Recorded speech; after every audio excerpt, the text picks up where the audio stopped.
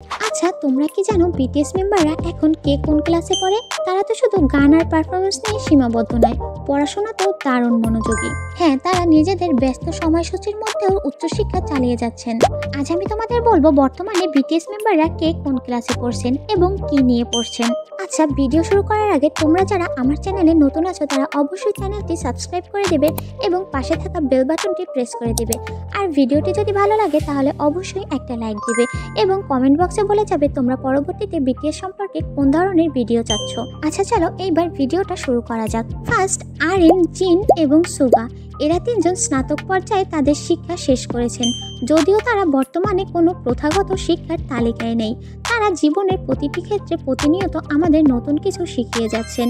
জিন তো সামরিক পরিষেবায় রয়েছে, তবে আরএম এবং সুগা বিভিন্ন সৃজনশীল কাজে নিজেদের ব্যস্ত রেখেছেন।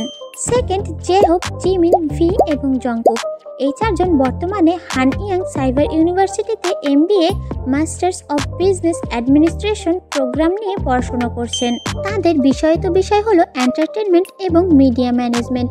তারা এমন একটি বিষয় বেছে নিয়েছে যা তাদের ক্যারিয়ারের সঙ্গে পুরোপুরি সংযুক্ত।